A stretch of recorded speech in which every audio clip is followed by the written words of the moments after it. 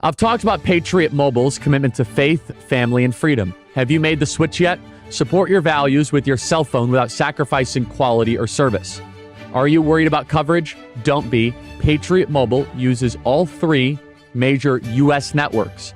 If you have a cell phone service today, you can get service with Patriot Mobile. Do you think switching is hard? It's not. Their 100% U.S.-based customer service team can activate you in minutes. They even have a contract buyout.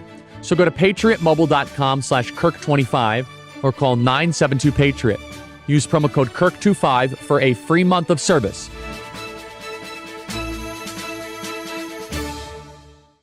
Joining us now is Jack Posobiec, who is a Phillies fan and an Eagles fan. The whole thing's all messed up. Jack, welcome to the program. Jack, what happened at the Phillies game last week? We have all the tape. Well, Charlie, I just want to be clear. That's the Super Bowl champion Eagles, the champions of the NFL, Philadelphia Eagles. Just saying. I don't hate the Eagles as much as most people do. I dislike the Eagles. That's true. But you have not. I honestly, and I call it like it is. Jalen Hurts, legit great story. I sent out a beautiful tweet with him after he won the Super Bowl, and I meant every single word. And there's a lot of teams I don't like, and I get a lot of hate. But boy, I don't like those Dallas Cowboys, and I think we can all agree on that. We can all agree on that. That was quite a win on Thursday Night Football against the Dallas Cowgirls. But yeah, the Philly game, which was not in Philadelphia, by the way, has gone quite viral. I've gone quite viral for talking about this. And there's this incident, even though it was down in Miami, it was a Phillies versus Marlins game. And there's this video of this woman who's now been dubbed the Phillies Karen.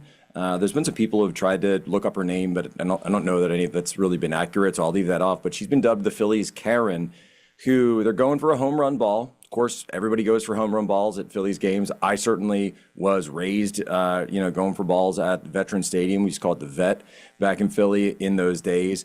And she's in the scrum, she's in the scramble, going for a ball. Dad gets it, walks over to his son. It's his birthday, hands it to him, puts it in his glove. Then the Karen comes over and starts yelling and screaming at the man. And then something very interesting happens that's actually been misreported by a lot of conservatives out there. They claim that the woman took the ball from the little boy. But that's actually not true. And that's something that I've been trying to correct the record on because of the misinformation that's going out there. The woman didn't take the ball at all. It's the father who takes the ball from his own son's glove and hands it over to the woman. And Charlie, my contention has been that's the decline of the West. Well, there. I will say that yes, this father obviously has emotional stability problems. You could tell that he's got something off about him. You can see it. No one acts like this, so I think you could tell there's something wrong with him.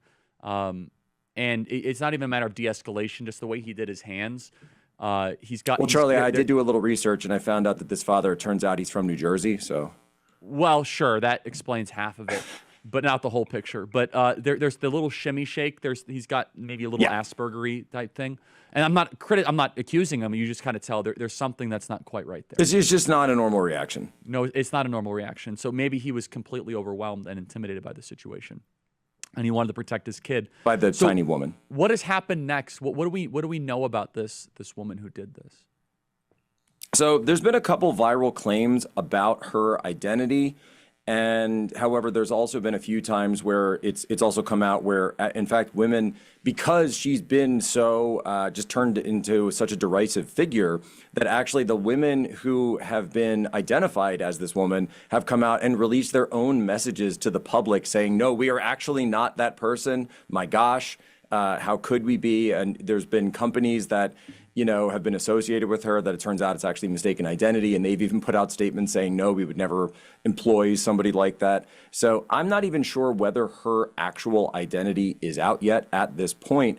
But I do know that the father here has been given a platform on a couple of local Philadelphia news networks. And they've been talking to him and talking to the son. And you can just see in those videos where he's so dejected, and he's realizing that he just lost, and he gave up everything that he had won, everything he had won for his family to this woman. And certainly there's plenty of, memes and people laughing about her. But Charlie, I think I look at this and I think about the stuff that you and I talk about on our programs. And I really see a lot here because, I grew up with my dad taking me to go see Phillies games. And when a dad catches a ball for his son, that's a sacred moment. That's the father-son bonding moment. And you can see the son's eyes, and you see him in these videos where his father takes that away from him and hands it over to this screaming harpy. And I just think, man, isn't that a microcosm of everything, the millions and millions of interactions around our society now that are like this, where someone's screaming and a man just doesn't step up and stand his ground or turn the other cheek, as the gospel would say, and gives in, just totally gives in and surrenders. And it's like, that's why we're in the mess we're in with everything. How should the father have acted? He just sit down, literally just sit down. Just sit down and say, you know what? I'm not giving you the ball back. That's my son's. I want it fair and square. You got a problem? Take it up with security. You got a problem? Take it to somewhere else. We're not giving it. Look, when a ball's up, right? It's bouncing around. The ball can do a lot of things in those stands.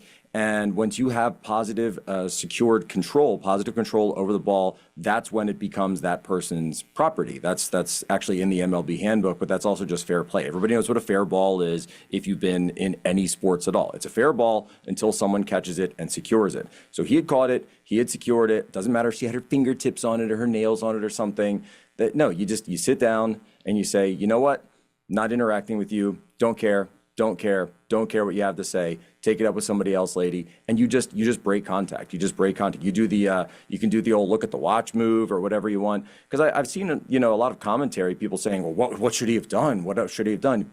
You don't submit. You don't surrender. You stand your ground. You don't have to escalate. You don't have to yell. You don't have to scream. You don't have to get physical or anything at all. I mean, she's just a tiny woman. You just sit down and literally shut them out. And if you do that, then guess what? These crazy liberal Karens, these liberal theater kids, they won't be able to control our society anymore because they have no power if we stop giving it to them. So how is she treated afterwards by the internet, and where does this now stand?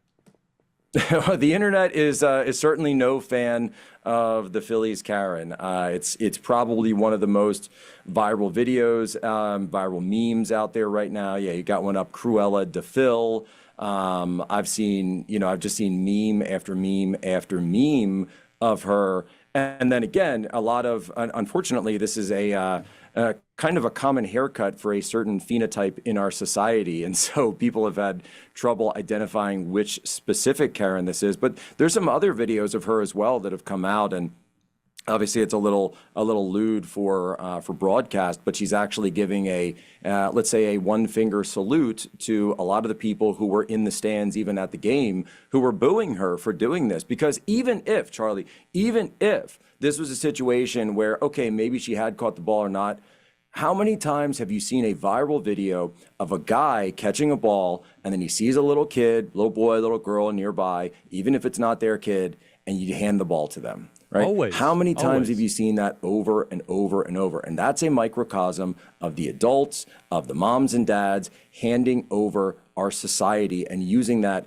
to raise up and nurture the younger generation. Isn't that what it's supposed to be all about? But the fact that she didn't give it to the kid has turned into an absolute firestorm online. Yeah, it's just this has become a major situation, an issue. And yeah, I probably want to learn more about the dad. I mean, like, at least in my situation, I would never give up a ball that my kid has. I mean, I would just say, like, yeah, go away. But you understand, though, does she not hold all the cards of power? Because in that situation, nothing will obviously go to physical blows, nor should it. But in that situation, she's actually in the power position there. A screaming woman at a baseball game has more power than the man does. Well, in our current inverted society, Correct. Certainly, because we have this inverted victimhood hierarchy. So a white man doesn't have as much power as the HR director, Karen. And so, of course, this is now, unfortunately, though, because this is all on video, the guy didn't do anything wrong. The guy didn't do anything wrong at all. The only thing that he did wrong in the entire video that I've seen is hand the ball over to her. He didn't strike her. He didn't assault her. In fact, she actually grabs him at one point. You can see her grabbing his arm and kind of pulling him a little bit, which, of course, it's a baseball game. Like, come on, or, you're really gonna call that, physical assault. But if you wanted to go to that level, she has no legal claim here whatsoever. And in fact, the law would be completely on his side. The only thing that she has on her side is the woke system of social justice that we have erected sort of around our entire society. The longhouse, as our mutual friend Jonathan Kieferman would call it.